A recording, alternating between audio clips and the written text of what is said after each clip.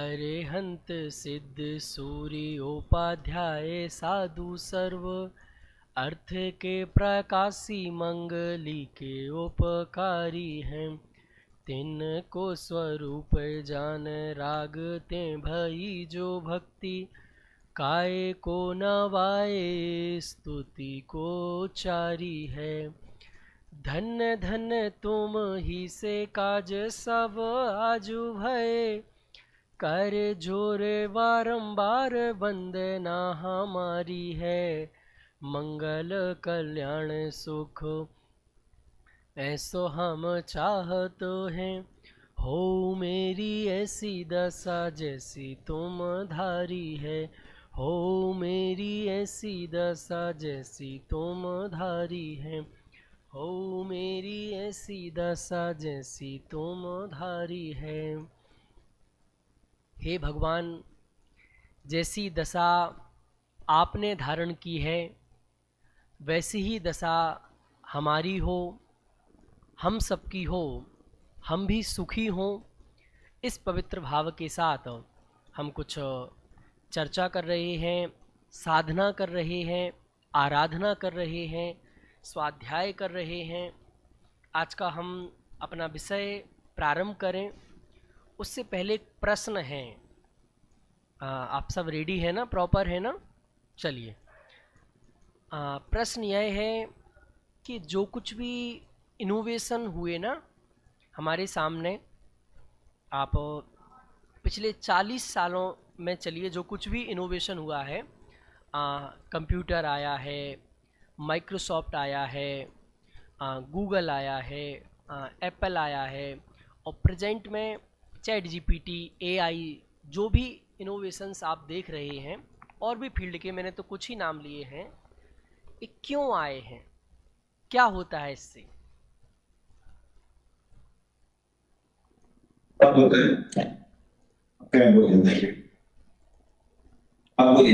क्या ज्ञान प्राप्त होता है। यानी इनोवेशंस से क्या होता है? जो इनोवेशंस हुए ना इतने सारे, इससे क्या हो गया हमारी लाइफ में?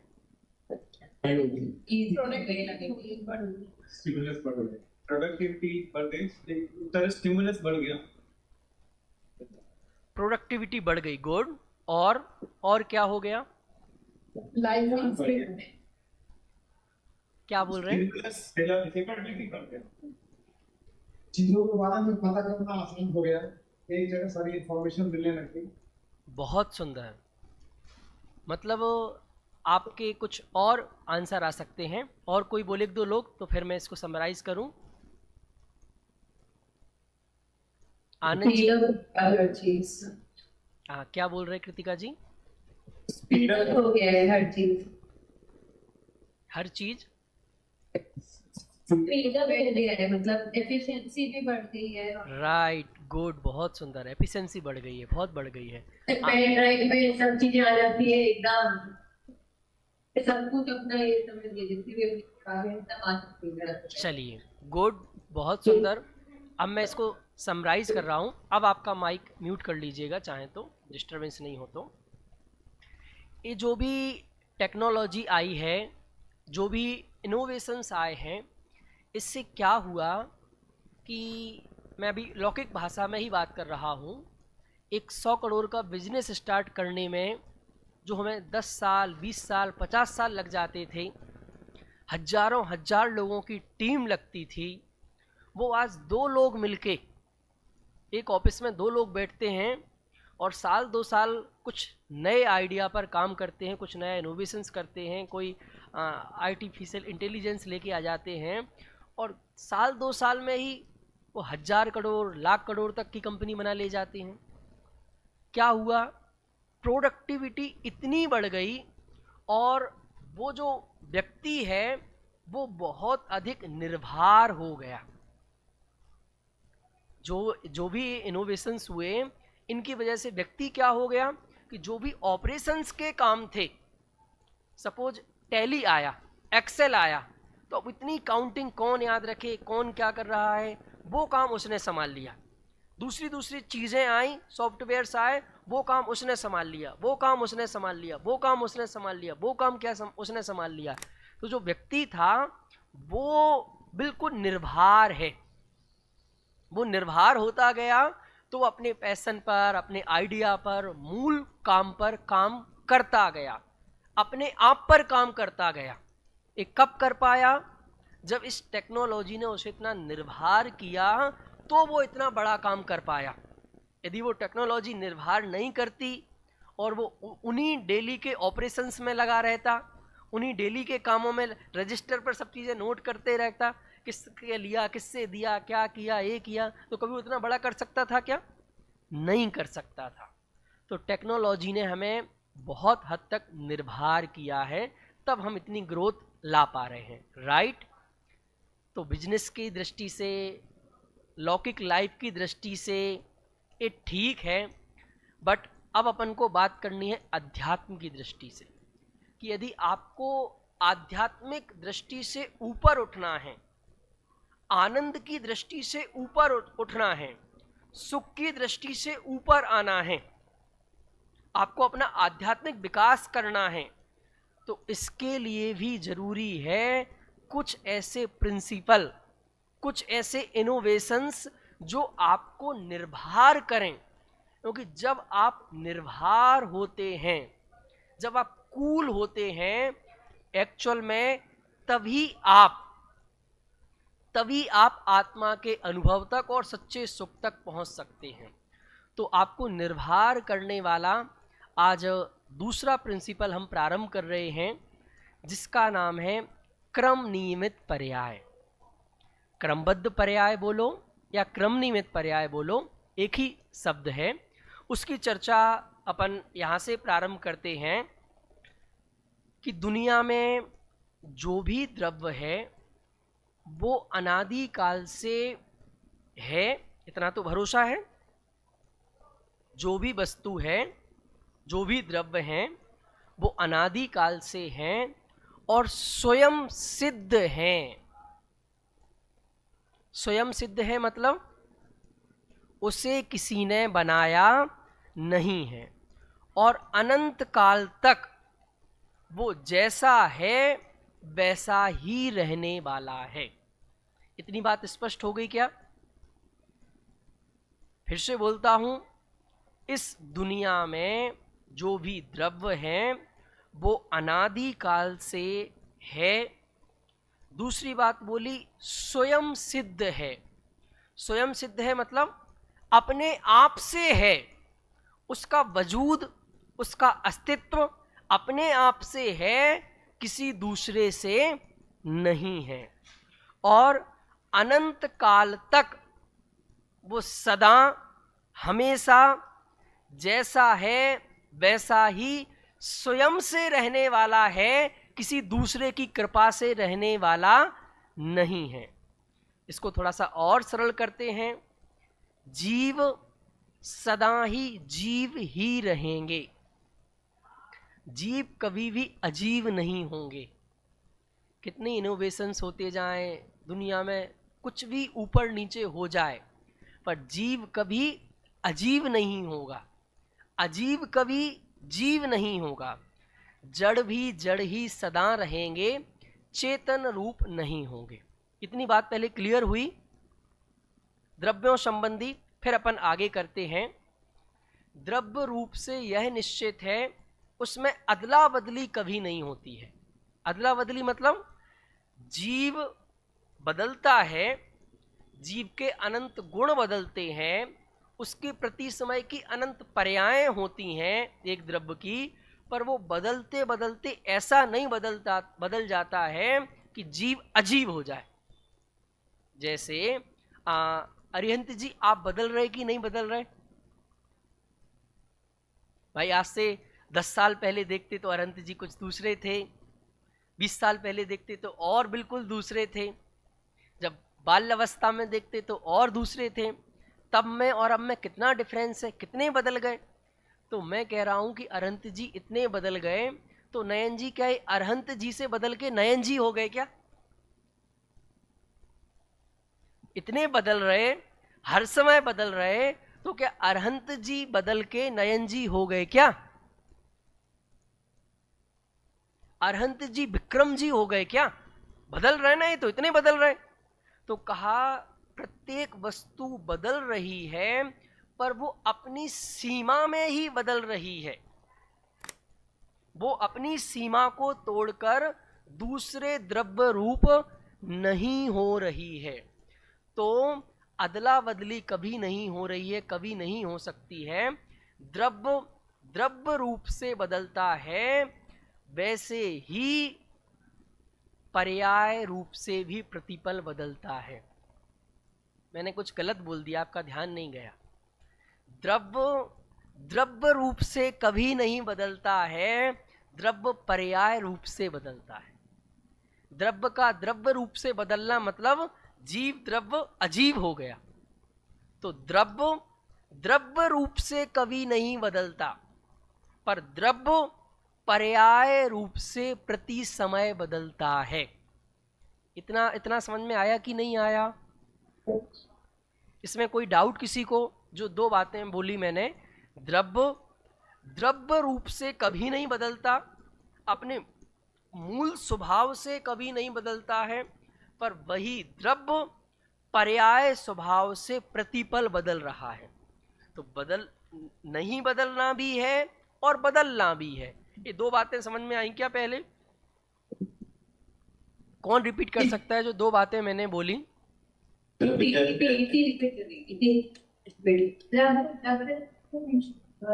बदलता, द्रव्य पर्याय से ही बदल रहा है, और प्रतिपल बदलता है, हर समय बदलता है, एनी टाइम बदलता है।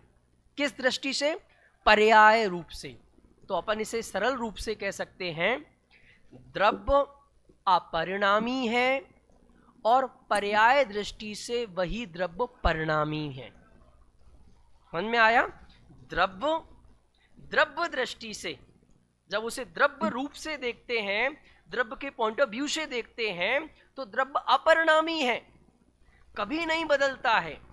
पर उसी द्रव्य को जब आप पर्याय के पॉइंट ऑफ व्यू से देखते हैं, तो वो द्रव्य प्रतिपल बदल रहा है। आया समझ में कि नहीं आया? जैसे भी हमने एग्जाम्पल दिया था अरहंत जी का, कि अरहंत जो द्रव्य है वो कभी नहीं बदलता है, पर पर्याय रूप से अरहंत जी प्रतिपल बदल रहे हैं, हर समय नए नए हो रहे हैं, हर समय इनमें कुछ चेंजेस हो रहे हैं। तो द्रव्य द्रव्य रूप से कभी नहीं बदलता है, पर द्रव्य पर्याय रूप से प्रतिपल बदलता है। इसके लिए कह सकते हैं, द्रव्य रूप से वस्तु नित्य है और पर्याय रूप से वस्तु अनित्य है।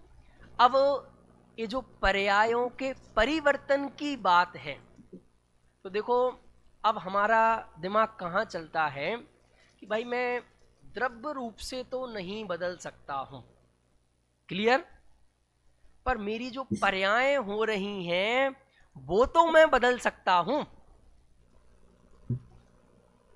क्वेश्चन समझ में आया? कि द्रव्य रूप से द्रव्य कभी बदलता नहीं है, द्रव्य पर्याय रूप से बदलता है। तो उस द्रव्य की जो पर्यायें हो रही हैं, उन पर्यायों को तो मैं बदल सकता हूँ, उन पर्यायों को तो मैं चेंज कर सकता हूँ।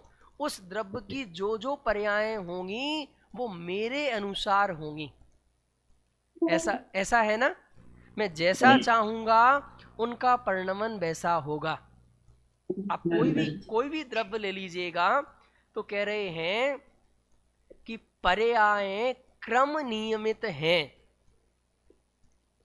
क्रम नियमित है मतलब पर्यायें एक क्रम में लगी हुई हैं। क्रम में लगी हुई है मतलब एक सीक्वेंस है पर्यायों का, कि कौन सी पर्याय के बाद कौन सी पर्याय आएगी, कौन सी पर्याय के बाद कौन सी पर्याय आएगी। ऐसा बिल्कुल अनादि काल से लेके अनंत काल तक का क्रम बिल्कुल सुनिश्चित है। फिर से बोलता हूं, प्रत्येक द्रव्य के जो अनंत गुण हैं, उन अनंत गुणों की एक एक पर्याय किस समय कौन सी पर्याय होनी है, ये बिल्कुल अनंत काल तक का एक एक समय की बिल्कुल सुनिश्चित है। इतना जो मैंने बोला समझ में आया कि नहीं आया? इसमें किसी को कोई डाउट है?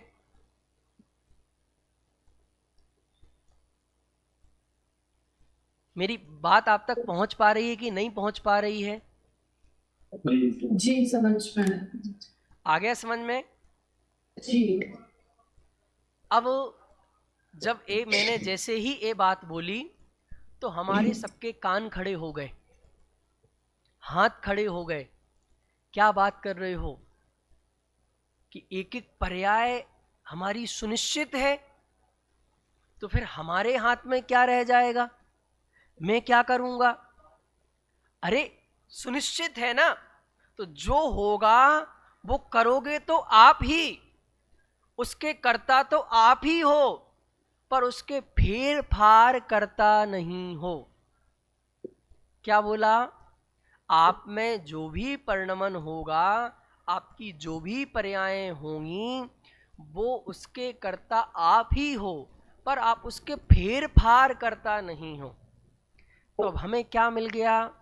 हमारे चित्त में एक अनंत शांति की धारा दौड़ गई कि अभी तक मेरे माथे पर एक जो पर्यायों को बदलने का भाव था, कुछ हटाने का भाव था, कुछ लाने का भाव था, ये बात समझ में आते ही कि एक एक द्रव्य की एक एक पर्याय अनंत काल तक की बिल्कुल सुनिश्चित क्रम में जमी हुई है, और जिस समय जिस पर्याय का समय आता जाता है वो पर्याय वहां आती जाती है।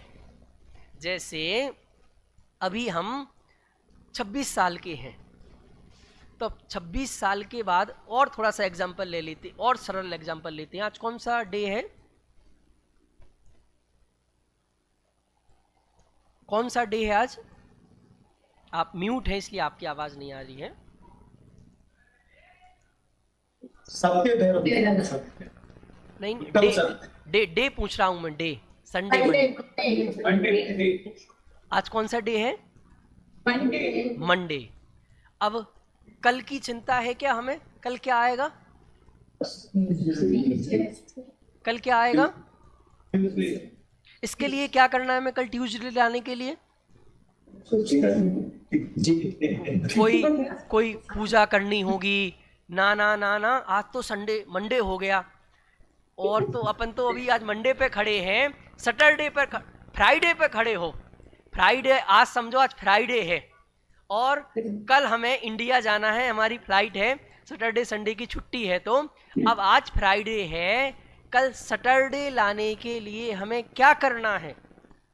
कोई पूजा करना है, कोई विधान करना है, कोई आयोजन करना है, किसी भगवान को खुश करना है, कोई प्रसाद चढ़ाना है। बताओ करना क्या है कि सैटरडे आ जाए? सैटरडे लाने के लिए हमें कुछ भी नहीं करना है, वो सैटरडे आना उस क्रम में बिल्कुल सुनिश्चित है। वो फ्राइडे के बाद बिल्कुल बंधा हुआ है, कनेक्टेड है। जैसे ही फ्राइडे एंड होगा, अगला सैटरडे ऑटोमेटिक आ जाएगा। उसके लिए हमें बिल्कुल भी आकुलता व्याकुलता नहीं करनी है। तो जैसे आप डे के लिए बिल्कुल निश्चिंत रहते हैं कि फ्राइडे के बाद आप चिंता नहीं है, सैटरडे आएगा, वैसे ही आपको निश्चिंत रहना चाहिए कि एक एक द्रव्य की एक एक पर्याय बिल्कुल सुनिश्चित है। जैसे ही वो टाइम पीरियड आएगा, वो पर्याय ऑटोमेटिक अपने आप आ जाएगी। उस पर्याय को लाने के लिए हमें कुछ भी नहीं करना है। इतनी बात समझ में आई क्या? अब आप कह सकते हो कि इसका प्रमाण क्या है आपके पास? किस बेस पर आप बात कर रहे हो, कैसे बात कर रहे हो? हमने तो कभी ये बातें नहीं सुनी थी, ये बातें अचानक से कहाँ से आ गई? तो कहा, आप जो डेली नमोकार मंत्र बोलते हो, नमोकार मंत्र में क्या बोलते हो? नमोकार मंत्र में किसका स्मरण करते हो? पंच परमेष्टि का, अरहंत भगवान का, सिद्ध भगवान का। तो कहा, अरहंत भगवान अरहंत क्यों बने?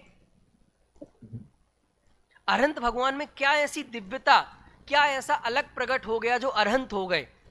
तो प्रवचन सार में लिखा है उनको एक जो विशेष 13वें गुणस्थान में जो सर्वज्ञता प्रकट हुई, जो केवल ज्ञान प्रकट हुआ, सचमुच वो है उनका अरहंतपना। जो सर्वज्ञता प्रकट हुई, तो हमारे भगवान की भगवत्ता किस बात में है? उनकी सर्वज्ञता में, उनके केवल ज्ञान में। तो कहा जो केवल ज्ञानी होते हैं उनके ज्ञान में जो भूतकाल में हो चुका है वह सब जानने में आ रहा है, प्रेजेंट में जो हो रहा है वो भी उनके जानने में आ रहा है, और एंडलेस फ्यूचर में जो कुछ भी होने वाला है वो सर्वज्ञ भगवान के ज्ञान में आज जानने में आ रहा है। नमोकार मंत्र बोलने का क्या अर्थ है? कि भगवान की सर्वज्ञ सत्ता को स्वीकार करना, उनकी सर्वज्ञता का भरोसा करना। और सर्वज्ञता का मतलब क्या? कि भविष्य की एक एक पर्याय उनके ज्ञान में आज जानने में आ रही है।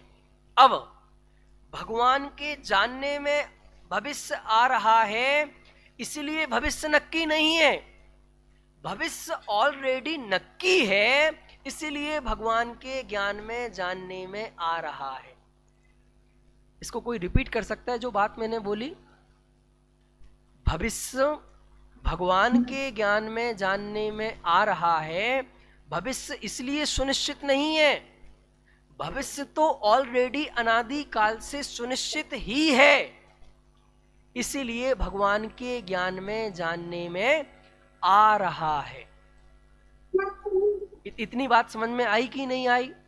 तो जब भगवान के ज्ञान में भविष्य की एक एक पर्याय जानने में आ रही है और हम भगवान को खूब मानते हैं, उनकी खूब पूजा करते हैं, खूब भक्ति करते हैं, तो भगवान को मानने का क्या अर्थ है? मैं इसको और सरल भाषा में बोलता हूं, आज हम भगवान को तो मानते हैं पर भगवान की नहीं मानते। क्या बोला मैंने? हम भगवान को मानते हैं पर भगवान की नहीं मानते हैं। तो भगवान कैसे हैं? सर्वज्ञ हैं, केवल ज्ञानी हैं, भविष्य की एक एक पर्याय उनके जानने में आ रही है। तो इससे हमें क्या निर्णय करना है, क्या समझना है?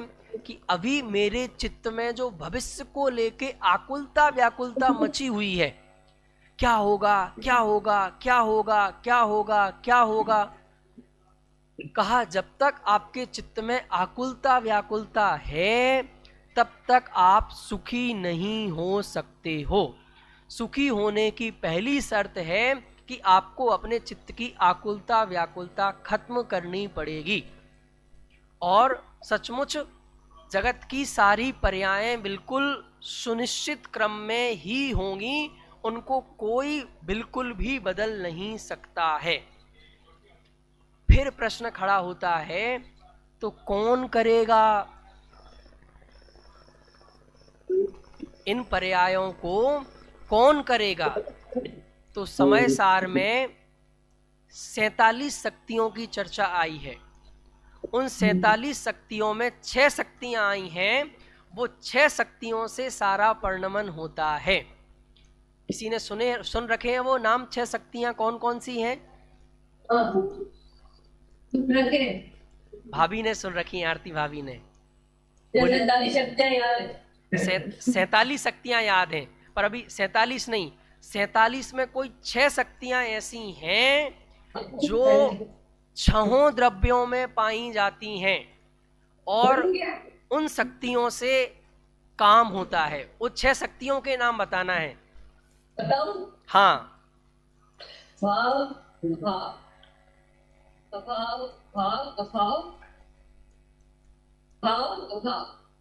हाँ, पहले फिर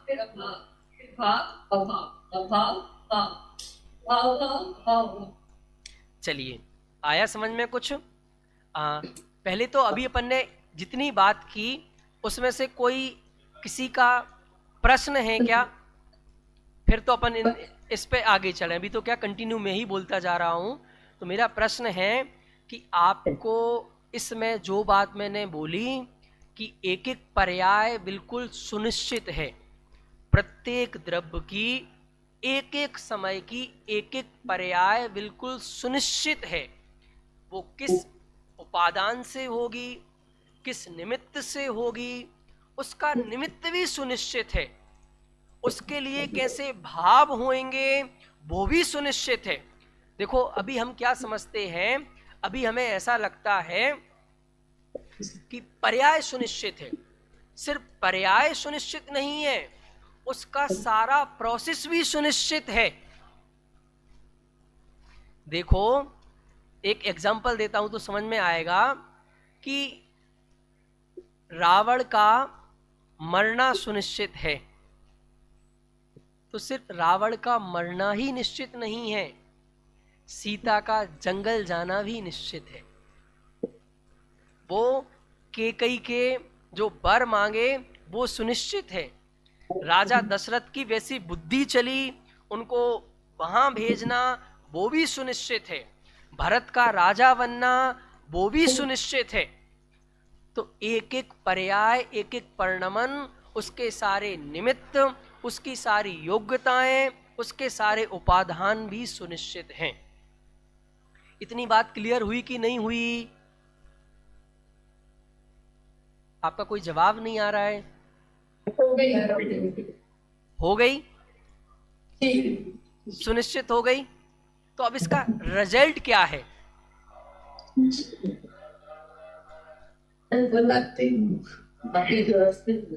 यदि हमें ये बात समझ में भी आ गई, बहुत जल्दी समझ में आ गई, चूंकि हम ये सब्जेक्ट समझते रहते हैं, मेरा तो प्रश्न यह है कि इसका रिजल्ट क्या है? क्या रिजल्ट? मति व्यवस्थित हो गई। कैसी मति व्यवस्थित हो गई, थोड़ा एक्सप्लेन कीजिए। क्योंकि हम आपको तब पता है कि पर्याय में आकुलता खत्म हो जाती है, आकुलता व्याकुलता खत्म हो गई। नहीं खत्म तो नहीं हुई है, लेकिन अपने तक कम हो जाती है, पता है कि ऐसा सब होना निश्चित ही था। देखो यदि पूर्ण रूप से इस बात का भरोसा हो जाए कि एक एक, अब मैं बहुत गहरी बात कह रहा हूं, अब थोड़ा सा ध्यान दें कि मेरे द्रव्य की, दुनिया के एक एक द्रव्य की एक एक पर्याय सुनिश्चित है, तो अब पर में तो मुझे कुछ करना नहीं है, क्योंकि पर की एक एक पर्याय बिल्कुल सुनिश्चित है। बाहर में अब मुझे कुछ नहीं करना है। अब अपने आप की भी, मेरी भी एक एक पर्याय बिल्कुल सुनिश्चित है। जब मेरी पर्याय भी बिल्कुल सुनिश्चित है तो मुझे अपने में भी कुछ फेर फार नहीं करना है। मेरे में जो चेंजेस होने होंगे, परिवर्तन होना होगा, वो बिल्कुल होते जाएंगे, हो रहे हैं। अब जैसे ही ये बात समझ में आती है तो अभी हमारा जो उपयोग भटक रहा था, जो ज्ञान भटक रहा था, वो ज्ञान भटकना हो जाता है बंद, और ज्ञान ज्ञान में प्रतिष्ठित हो जाता है। ये है सबसे बड़ी उपलब्धि। सबसे बड़ा रिजल्ट क्या है? ज्ञान ज्ञान में प्रतिष्ठित होता है, और ज्ञान ज्ञान में जैसे ही प्रतिष्ठित होता है तो हमें सम्यक दर्शन की उत्पत्ति होती है, धर्म की उत्पत्ति होती है, सम्यक ज्ञान की उत्पत्ति होती है। और जैसे ये सम्यक दर्शन, सम्यक ज्ञान, सम्यक चारित्र उत्पन्न होते हैं तो हमारे जो कर्म बंधने की प्रक्रिया है वो रुक जाती है। पुराने जो कर्म बंधे थे वो खिरना चालू हो जाते हैं। ये बात किसको समझ में आई? जैसे ही मुझे एक क्रमबद्ध पर्याय की बात समझ में आई तो मेरी मति व्यवस्थित हुई, मेरा ज्ञान ज्ञान में प्रतिष्ठित हो गया, ज्ञान ज्ञान में प्रतिष्ठित हुआ अर्थात सम्यक दर्शन हो गया, सम्यक ज्ञान हो गया, सम्यक चारित्र हो गया। और जैसे ही रत्नत्रय प्रकट हुआ तो नए कर्मों का बंध रुक गया। जिसे बोलते हैं संबर प्रकट हो गया। संबर प्रकट होते ही निर्जरा प्रारंभ हो गई। तो अब आपकी लाइफ में कोई प्रॉब्लम्स आने वाली नहीं है, कोई बीमारी आने वाली नहीं है। जो अपन को एक आकुलता व्याकुलता रहती ना कि तो हमें थोड़ा सा योगा तो करना पड़ेगा ना, थोड़ा प्राणायाम तो करना पड़ेगा ना, कर लेना करना हो तो। पर आपको यदि सम्यक दर्शन हो गया, रत्नत्रय प्रकट हो गया, तो अब आपको वो कर्म बंद होने ही वाला नहीं है, पुराने कर्म खिरने ही वाले हैं। तो अब आपके जीवन में कोई प्रतिकूलता आने ही वाली नहीं है। हमारा जीवन तो अब कर्म निकल रहे हैं और अनंत आनंद की ओर जीवन बढ़ रहा है। और बढ़ते बढ़ते केवल ज्ञान प्रकट हो जाता है तो सारा लोकालोक हमारे ज्ञान में जानने में आने लगता है। समझ में आया? तो मूल क्या रिजल्ट है इस क्रमबद्ध पर्याय की स्वीकृति का? केवल ज्ञान के भरोसा के फल है केवल ज्ञान की प्राप्ति। क्या बोला? केवल ज्ञान के भरोसे का फल है केवल ज्ञान की प्राप्ति। हमें जिस बात का भरोसा होता है उसकी प्राप्ति हमें अपने जीवन में हो जाती है। ये फैक्ट है। आप चाहे लौकिक लाइफ में देख लो, चाहे धर्म की दृष्टि से देख लो, हमें जिस बात का भरोसा होता है आप उसको बोलते हैं, समझ पा रहे कि नहीं समझ पा रहे? यदि केवल ज्ञान का भरोसा हो गया तो केवल ज्ञान की प्राप्ति हमें अपने जीवन में हो जाएगी। इतनी जो बात मैंने बोली वो समझ में आई कि नहीं आई? आ गई। तो केवल क्रमबद्ध पर्याय की श्रद्धा का असली रिजल्ट क्या है? ज्ञान का ज्ञान में प्रतिष्ठित हो जाना। और ज्ञान का ज्ञान में प्रतिष्ठित हो जाना, इसका मीनिंग क्या है? अब आपसे प्रश्न पूछ रहा हूं। मैंने प्रिंसिपल भी समझा दिया, उसका रिजल्ट भी समझा दिया। अब रिजल्ट पे थोड़ा डिस्कस कर रहे हैं। फिर से बोलता हूं, जब तक हमारे चित्त में किसी को कुछ करने की आकुलता व्याकुलता है, मुझे इसका कुछ करना है, इसका कुछ करना है, इसका कुछ करना है, इसका कुछ करना है, तब तक आपका ज्ञान बाहर में ही भटकता रहेगा। तब तक ज्ञान ज्ञान में प्रतिष्ठित नहीं होगा। पर जब आप एकदम निर्भर हो जाते हैं कि पर का कुछ नहीं करना है, अपना कुछ नहीं करना है, तो ज्ञान जैसे ही निर्भर हुआ, दादा मुझे इसके लिए बहुत समझाते थे, कहते थे, मैं पूछता था कि अपन क्रमबद्ध पर्याय की बात कर रहे हैं तो इसमें आत्मा का अनुभव कैसे होगा? हमें तो आत्मा की प्राप्ति करनी है, आनंद की प्राप्ति करनी है। तो वो कहते थे कि जिस समय तुझे क्रमबद्ध पर्याय का भरोसा हुआ और जिस समय तेरे को ये निर्भरता आई, जिस समय ये निर्भरता आई, अगले समय तुझे आत्मा का अनुभव हो जाएगा। क्या समझ में आया? ये जो पूर्ण निर्भरता हुई और ज्ञान का वेदन हुआ, तो जो प्रकट ज्ञान था वो प्रकट ज्ञान अपने मूल ज्ञान स्वभाव में प्रतिष्ठित हो जाता है। कौन इतनी गहराई तक पहुंच पा रहा है? मुझे इतना क्लियर दिख भी नहीं रहा है। मैं पास नहीं हूं कि मैं आपको कुछ फील कर पाऊं, रियलाइज कर पाऊं। मैं बस बोलता जा रहा हूं। तो जो मैंने बात कही आज कुछ लोगों ने, शायद ये सबके लिए नया शब्द होगा, ज्ञान का ज्ञान में प्रतिष्ठित हो जाना। इसको ऐसा कह सकते हैं, कल आपने बताया था ये को ये देखना और ज्ञान को ज्ञान प्रतिष्ठित करना, इन दोनों में सिमिलैरिटी है। फिर से एक बार, आवाज क्लियर नहीं आई। ये को ये देखना और ज्ञान को ज्ञान प्रतिष्ठित करना, ये दोनों एक ही बात है। एक ही बात है। एक बात तो कह सकते हैं, गे को गे देखने के बाद ये उसका प्रोसेस है। फिर जब गे दिखने लगते हैं, उनमें हमें कुछ भी परिवर्तन की गुंजाइश नजर नहीं आती है। वो एक एक वस्तु अपने आप में परिपूर्ण है। उसका एक एक परिणमन अपने आप में परिपूर्ण है, उसकी एक एक पर्याय अपने आप में परिपूर्ण है। जैसे ही ये बात समझ में आती है तो हमारा ज्ञान ज्ञान में प्रतिष्ठित हो जाता है। और ये तो मैं सचमुच कहने की भाषा है, ज्ञान ज्ञान में प्रतिष्ठित हो जाता है। एक्चुअल बात तो यह है कि ज्ञान तो ज्ञान में ही प्रतिष्ठित है। मूल मुद्दे की बात क्या बोल रहा हूं, ज्ञान तो ज्ञान में ही प्रतिष्ठित है, पर ज्ञान बाहर में भटक रहा था, बाहर में भटक रहा था, बाहर में भटक रहा था। तो भटकन खत्म होके वो उसमें ही रुक गई। अब मुझे एग्जाम्पल आ गया है, अब आप बोलो तो मैं दे दूं, नहीं तो रहने दूं। जैसे दे देता हूं तो समझ में आ जाएगा। एक पति पत्नी है, एक पति पत्नी है जिनकी शादी को 5 साल हो गए हैं। दोनों पति पत्नी हैं, साथ में रहते हैं, घर में रहते हैं, साथ में काम करते हैं। पर कुछ समय से क्या हुआ, पत्नी का संबंध किसी दूसरे व्यक्ति से भी हो गया।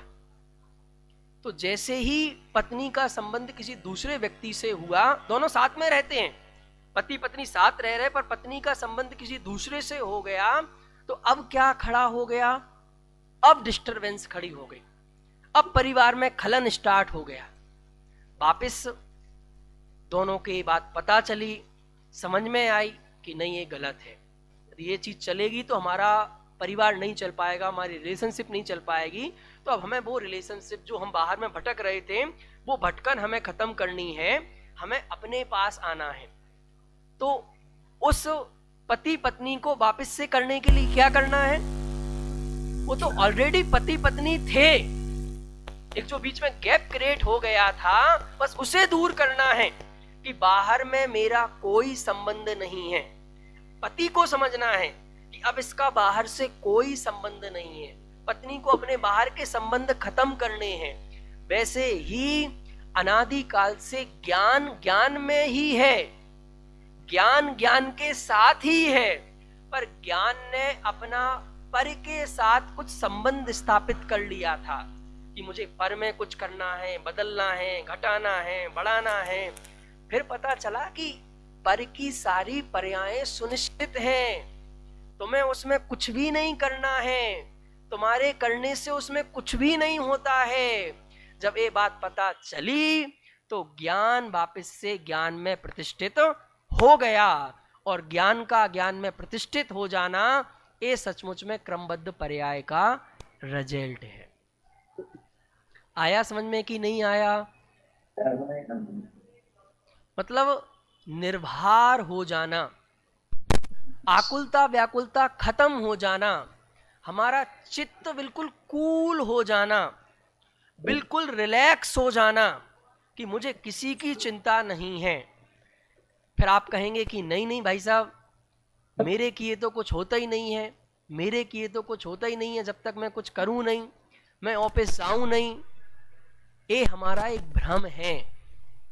जैसे जैसे हमें व्यवस्था समझ में आती जाती है, हम देखते हैं जगत का परिणमन स्वतंत्र चल रहा है। मैं एक दो एग्जांपल दे देता हूं। श्वेता जी, आपने अपने घर पे कुछ प्लांट्स वगैरह लगा रखे हैं, कुछ पौधे लगा रखे हैं? पहले नहीं है, बट क्या क्या बोल रही? पहले लगा रखे थे, अभी हटा दिए। पहले लगा रखे थे, अब हटा दिए। जब पहले लगा रखे थे ना, तो हमें क्या लगता था, इस पौधे को मैं बड़ा कर रही हूं, मैं पानी देती हूं, मैं इसका ध्यान रखती हूं, तो ये बड़ा हो रहा है। अब कभी आप हिमालय पर्वत पर या सम्मेद शिखर के पर्वत पर कभी गए हैं? वहां हजारों लाखों पेड़ लगे हैं, उन्हें पानी देने कौन जाता है? कौन उनकी केयर कर रहा है? वो बड़े हो रहे कि नहीं हो रहे हैं? कौन ध्यान दे रहा है उन्हें? कोई ध्यान नहीं दे रहा है। सब अपनी योग्यता से परिणमित हो रहे हैं, सब अपना उदय लेके आते हैं, सब अपनी व्यवस्था लेके आते हैं। तो हम तो सिर्फ भ्रम से कि मैं करता हूं, मैं करता हूं, मैं करता हूं, इसलिए हमारी मति अव्यवस्थित होती है। और जब हमें बात समझ में आ जाती है कि दुनिया की एक एक पर्याय बिल्कुल अपने सुनिश्चित क्रम से हो रही है, कोई किसी का कर्ता धर्ता नहीं है, तो हमारा मति व्यवस्थित होती है। मति व्यवस्थित होते ही हमारा ज्ञान ज्ञान में प्रतिष्ठित होता है। ये शब्द पकड़ के रखना। कौन सा शब्द? और ये कहाँ का शब्द है? मैं मन से नहीं बोल रहा हूं, मूल शास्त्रों की पंक्ति है, ज्ञानम ज्ञाने प्रतिष्ठति।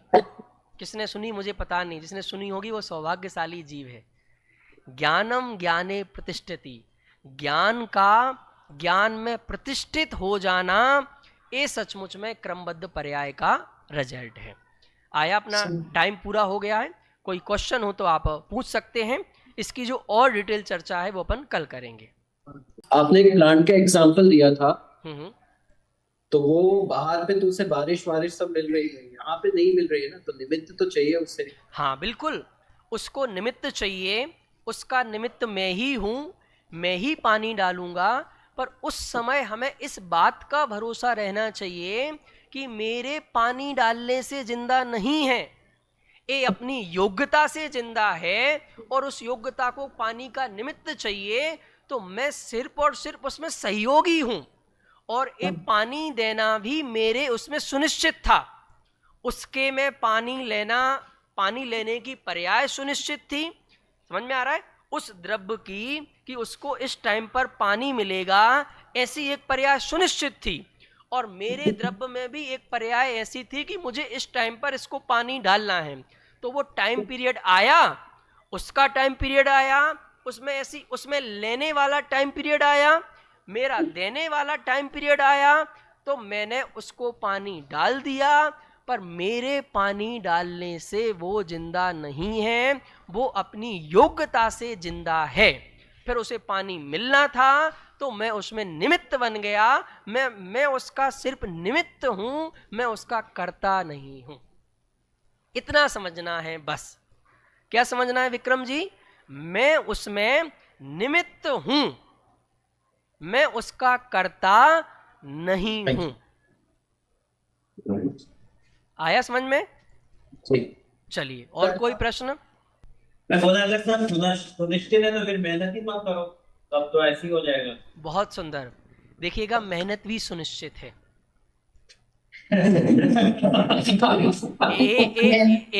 आपका पहले से सुनिश्चित है कि आपको जेपी मॉर्गन में सीनियर मैनेजर बनना है। ये पर्याय सुनिश्चित है। तो अब इसके लिए जो मेहनत होती है वो मेहनत भी सुनिश्चित है। तो अब आगे का भी जो परिणमन आपका होना है उसके अनुसार आप मेहनत करेंगे, वैसे आपके विचार होंगे, वैसी आपकी बुद्धि चलेगी, वैसे आपके भाव होंगे। तो अभी हम क्रमबद्ध पर्याय से हमें क्या समझ में आ रहा है?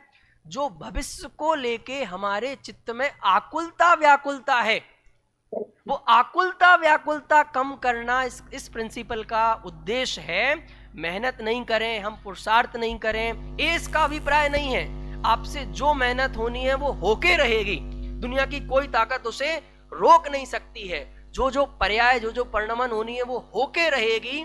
पर हमें क्या करना है?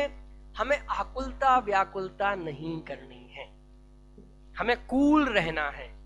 हम जो एक रिजल्ट को लेके बहुत आकुलित व्याकुलित रहते हैं, वो रिजल्ट सुनिश्चित है, और उस रिजल्ट को लेके जो मेहनत होनी है वो मेहनत भी सुनिश्चित है। मैं तो और आगे तक का बोल दिया।